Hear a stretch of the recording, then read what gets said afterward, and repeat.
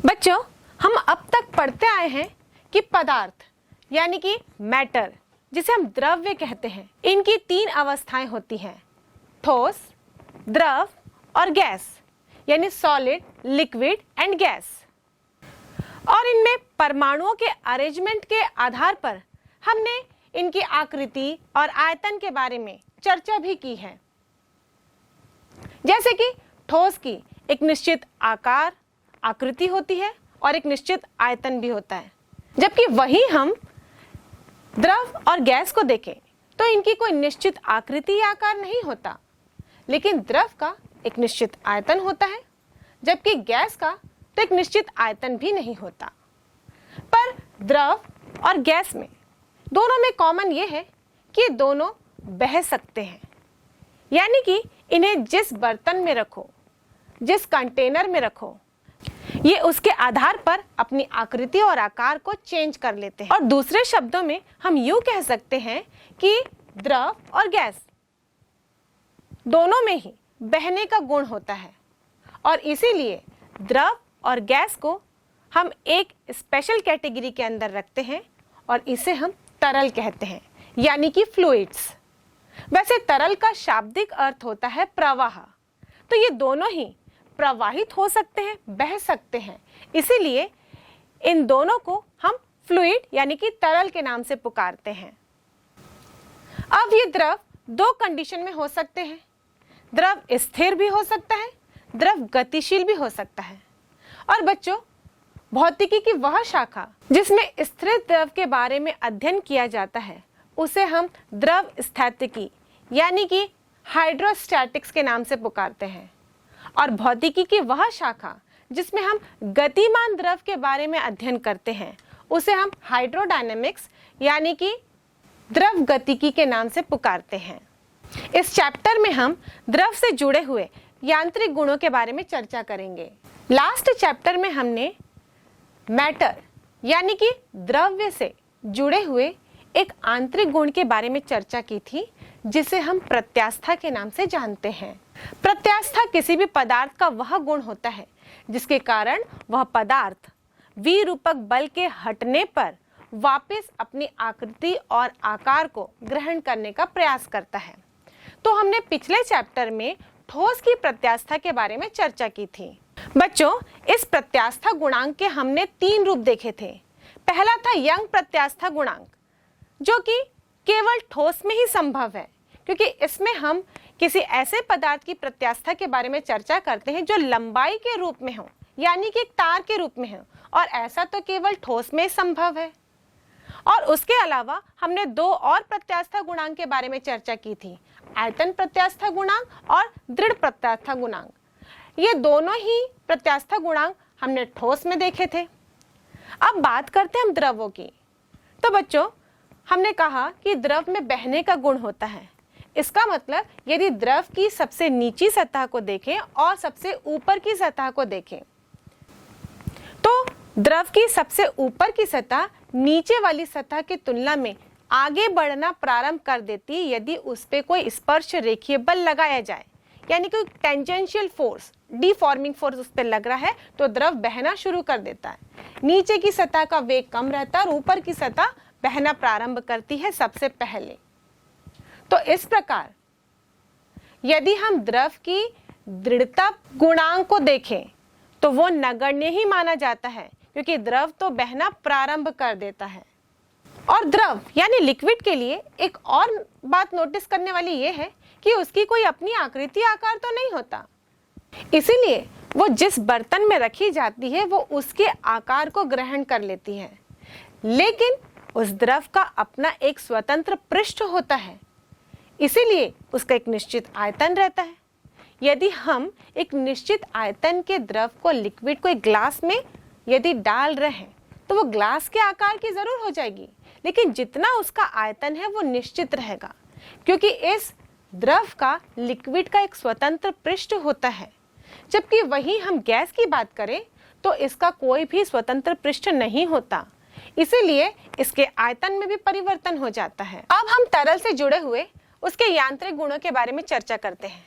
सबसे पहले हम जानते हैं कि किसी भी तरल को हम संतुलन की अवस्था में कब कहते हैं। जब तरल को किसी भी पात्र में रखा जाता है तो इसके परमाणु सदैव इसके पृष्ठ पर बल आरोपित करते रहते हैं। हम जानते हैं कि चाहे वो द्रव हो चाहे वो गैस हो, इसके परमाणुओं के बीच में जो आकर्षण बल होता है वो कम होता है। इसके कारण इसके परमाणु हमेशा आपेक्षिक गति करते रहते हैं एक दूसरे के सापेक्ष, और ये इसी गतिशील अवस्था में होने के कारण सदैव जिस पात्र में रखा जाता है उसकी दीवारों से टकराते रहते हैं, यानी कि उसकी दीवारों पर बल आरोपित करते रहते हैं। ये दीवारों का से बल आरोपित कर रहे हैं, इसका मतलब केवल उसकी दीवारों पर ही नहीं करते बल्कि उसके आधार पर भी, यानी कि उसकी सतह पर भी बल को आरोपित करते हैं। और कोई भी तरल संतुलन की अवस्था में कहा जाता है यदि वो इनके पृष्ठ पर लंबवत बल आरोपित कर रहे हों, या हम यूं कह सकते हैं कि कोई भी तरल यदि संतुलन की अवस्था में होता है तो वो जिस पात्र में रखा गया है उसके दीवारों पर सदैव लंबवत बल आरोपित करता है। यदि मान लीजिए मैं लिक्विड्स की बात कर रही हूँ, हमने कोई भी द्रव लिया है, हम उसे संतुलन कब कहते हैं? जब उसमें कोई भी उथल पुथल ना हो, वो एकदम क्वाइट हो, काम हो, शांत हो, तो हम कहते हैं कि वो संतुलन की अवस्था में है। लेकिन हम ये कैसे जानेंगे कि वो क्वाइट है, एकदम शांत है? इसका मतलब वो जिस पात्र में रखा गया है उसकी दीवारों पर लंबवत बल आरोपित कर रहा होगा। क्योंकि बच्चों, पहले हम किसी भी कॉन्सेप्ट को उस रूप में समझने का प्रयास करते हैं जिस रूप में हम उसे देखते आए हैं, और उसके बाद हम उसे भौतिकी के लैंग्वेज में या यूं कहें विज्ञान के दृष्टिकोण से समझने की कोशिश करते हैं। तो इतना तो कंफर्म है कि यदि कोई भी लिक्विड जिसकी बात हम कर रहे हैं वो संतुलन की अवस्था में, मतलब उसमें कोई भी हलचल नहीं हो रही होगी। तो मान लीजिए हम एक लिक्विड लेते हैं जो इस पात्र में रखा गया है। अब परिभाषा के अनुसार हमने क्या जाना कि यदि ये संतुलन की अवस्था में होगा तो ये दीवारों पर, इसकी सतह पर लंबवत बल आरोपित करेगा।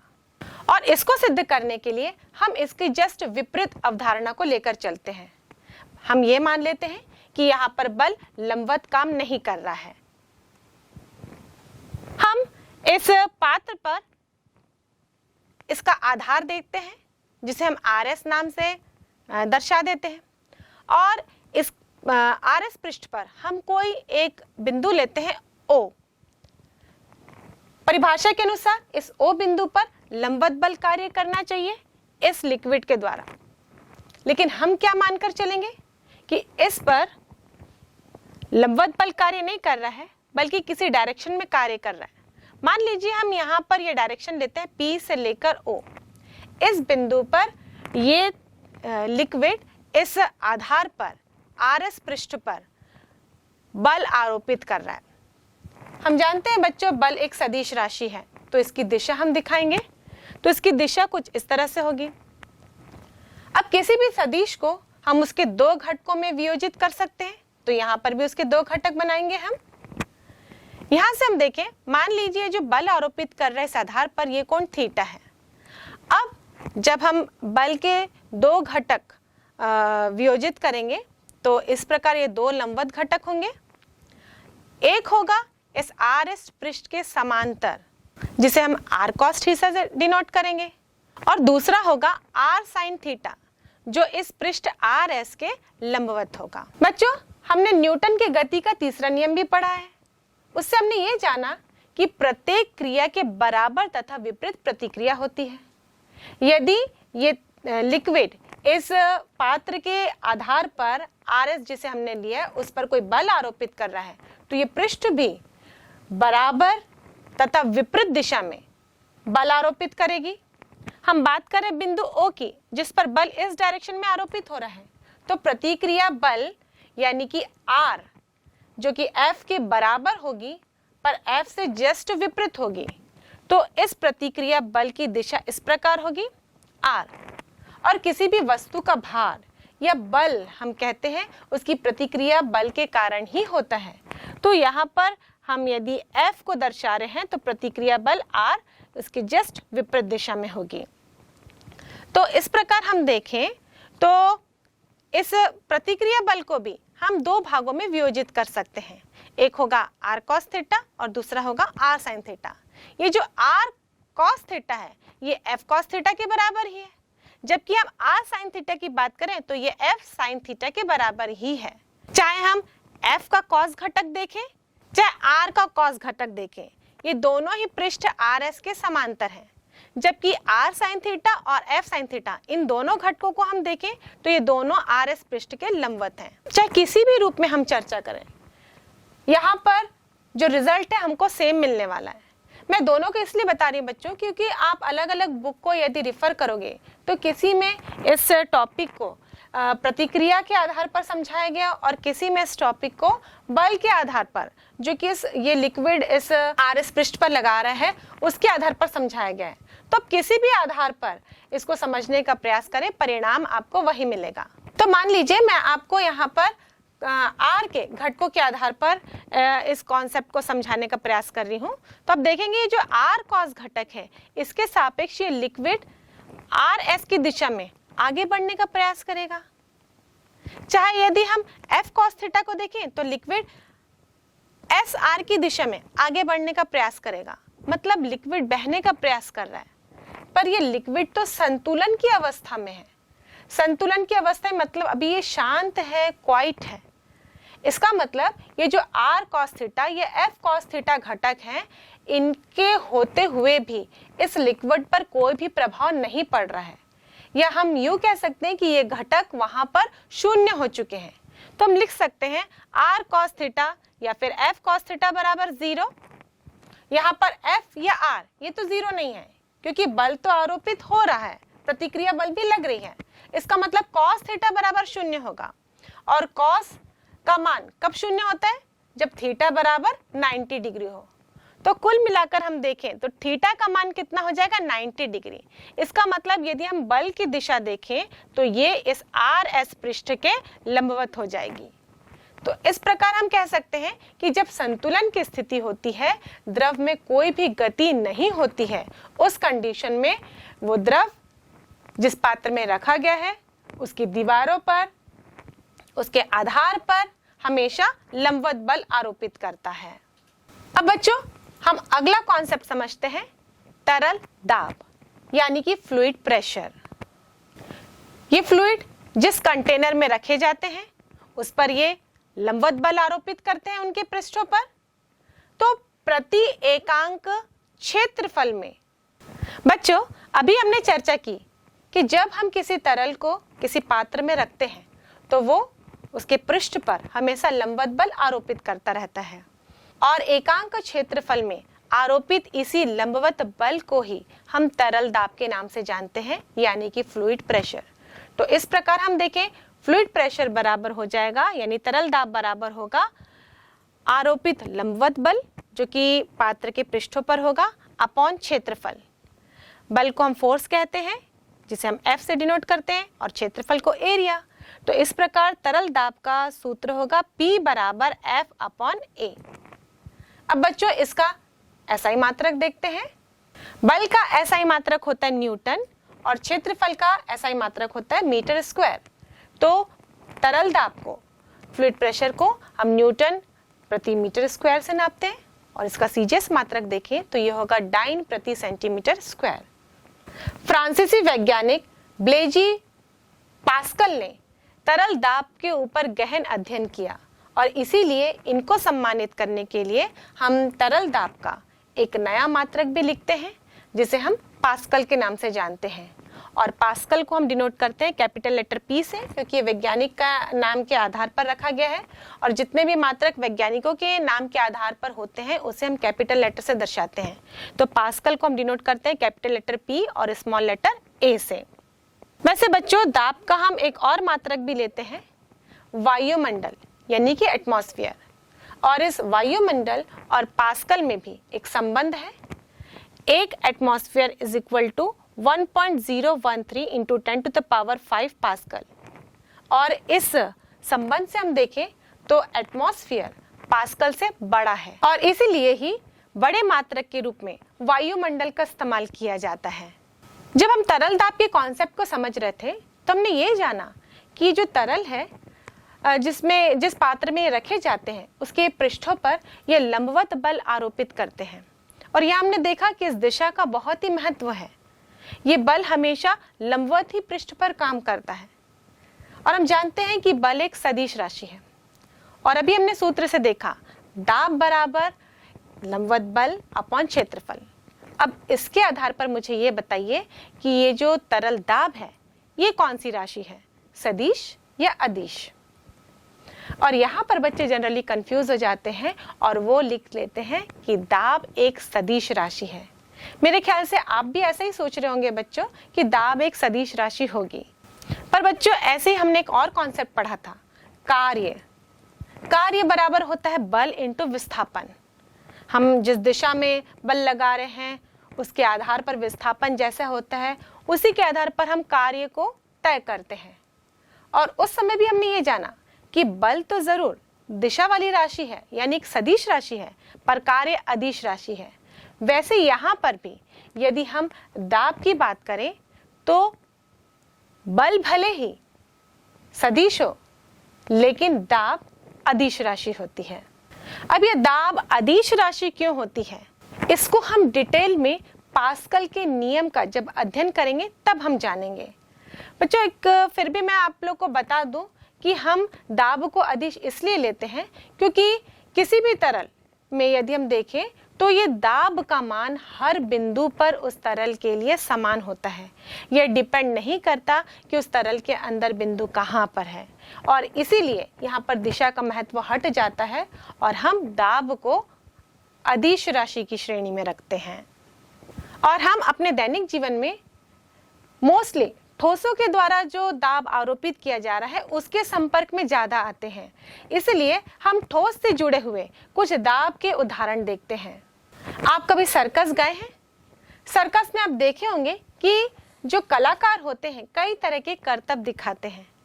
शायद आपने इसमें से एक कर्तव्य ऐसा भी देखा होगा कि एक व्यक्ति है जो जमीन पर लेटा होता है और उसके ऊपर कई लंबी लकड़ियों की शीट्स रख दी जाती है यानी कि प्लाईज रख देते हैं और उसके बाद उसके ऊपर से हाथी को चलाया जाता है और फिर भी वो व्यक्ति सुरक्षित रहता है। लेकिन साधारण तौर पर यदि प्लाई को हटा दिया जाए और उसके ऊपर से हाथी को चलाया जाए तो उस व्यक्ति की एक भी हड्डी पसलियां नहीं बचेगी, निश्चित रूप से वो डैमेज ही हो जाएंगी। तब सोचिए कि उन प्लाईज को रखने पर ऐसा क्या होता होगा। हम जानते हैं बच्चों दाब का फॉर्मूला होता है फोर्स अपॉन एरिया। तो जो दाब का संबंध है वो क्षेत्रफल के साथ व्युत्क्रम अनुपाती का है, यानी कि क्षेत्रफल बढ़ा देने पर दाब का मान कम हो जाएगा। तो जब हम प्लाईज रख देते हैं उस व्यक्ति के ऊपर तो प्लाईज का क्षेत्रफल बढ़ जाता है और इसीलिए जो बल आरोपित होता है ये पूरे प्लाई पर फैल जाता है और इसके कारण ही हम देखेंगे तो उस व्यक्ति पर लगने वाला दाब का मान कम हो जाता है और वो व्यक्ति सुरक्षित रहता है। ऐसे ही आपने एक और उदाहरण देखा होगा, जो कराटे मास्टर्स होते हैं वो एक शॉट में ही 3-4 ईंटों की परत को तोड़ डालते हैं। आप देखे होंगे कि जब ईंटों को वो तोड़ते हैं तो उनके हाथ की पोजीशन क्या रहती है, वो हाथ को इस प्रकार रखते हैं और ईंटों पर ऐसा वार करते हैं। क्या कभी आपने किसी कराटे मास्टर को देखा हो जो ईंटों को इस तरीके से तोड़ देते हो? इस तरीके से वो ईंटों को कभी तोड़ ही नहीं सकते। जब आप हाथ को ऐसे रखते हैं तो मैक्सिमम क्षेत्रफल मिलता है। क्षेत्रफल ज्यादा होगा तो उस समय प्रेशर कम हो जाएगा और जब वो प्रेशर ईंटों पर पड़ेगा तो वो इतना नहीं होगा कि उन ईंटों को तोड़ सके। लेकिन जब आप हाथ को ऐसे रखते हैं क्षेत्रफल कम कांटेक्ट में आता है जिसके कारण अधिक प्रेशर लगता है और वो ईंटें टूट जाते हैं। ऐसे ही एक और उदाहरण लेते हैं। मान लीजिए आपके पास एक पॉइंटेड चाकू है और दूसरा फ्लैट। हम दोनों को एक ही हाइट पर रख दिए, मतलब दोनों की जो एड्ज है वो एक ही लेवल पर है और यदि आप उस पर अपना हाथ रखें और उसे दबाएं, हाथ मत रखिए, यहाँ पर आप कोई वस्तु ले लीजिए सॉफ्ट जो कि उस चाकू से आसानी से कट सके। अब जब हम उसे दबाते हैं तो आप देखेंगे कि जो पॉइंटेड वाली चाकू होती है उस वस्तु के अंदर घुस जाएगी और जो फ्लैट वाला चाकू है वो उस वस्तु के अंदर नहीं घुस पाएगा। कारण क्या है यहाँ पर भी, जब हम पॉइंटेड वाली चाकू की बात करें तो उसका क्षेत्रफल कम है, तो क्षेत्रफल कम होने के कारण वो ज्यादा प्रेशर डालेगा। जबकि फ्लैट वाली चाकू को हम देखें तो उसका क्षेत्रफल बढ़ जाने के कारण उसके द्वारा आरोपित दाब का मान कम होगा और इसीलिए वो वस्तु के अंदर नहीं घुस पाएगा। आपने बच्चों कीला देखा है जिसे हम लकड़ी में ठोकते हैं, उस कीले का एज भी देखिएगा, वो पॉइंटेड होता है।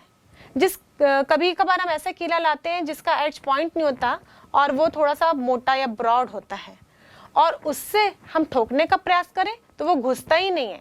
इसमें हम ऐसे कीले को पहले ही रिजेक्ट कर देते हैं। हम कौन सा कीला इस्तेमाल करते हैं, जिसका एज एकदम पॉइंटेड हो और उस पर जब हम बल लगाते हैं तो वो आसानी से लकड़ी के अंदर घुस जाता है।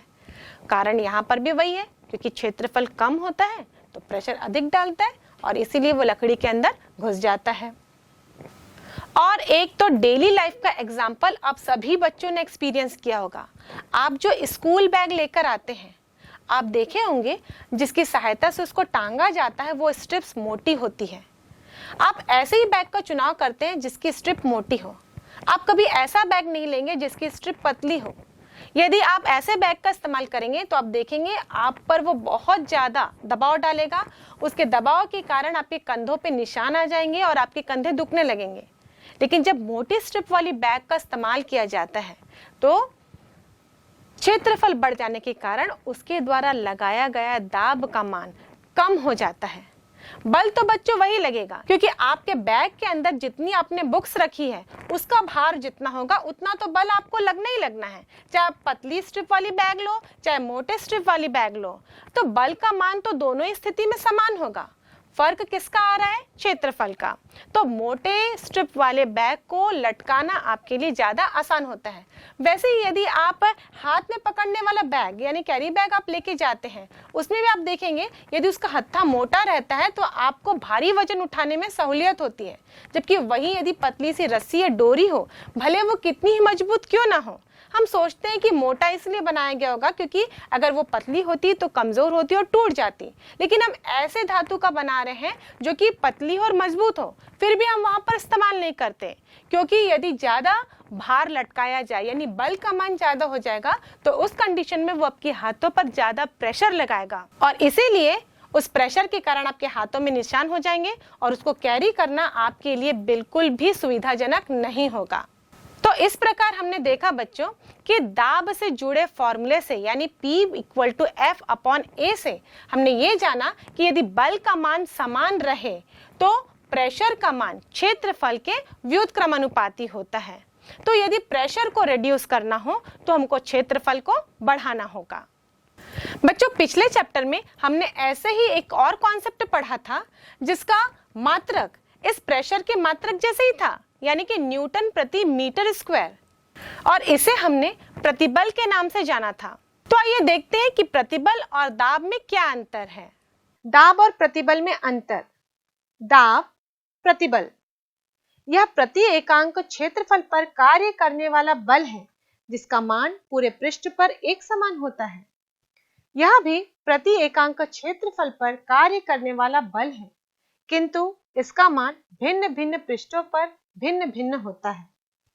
दाब एक प्रकार का प्रतिबल है जो पदार्थ के केवल आयतन में परिवर्तन करता है, आकृति में नहीं। प्रतिबल आयतन के साथ साथ आकृति में भी परिवर्तन कर सकता है। यदि दाब पदार्थ के अंदर की ओर कार्य करता है तो धनात्मक, किंतु यदि पदार्थ के बाहर की ओर कार्य करता है तो ऋणात्मक लिया जाता है। प्रतिबल हमेशा धनात्मक होता है।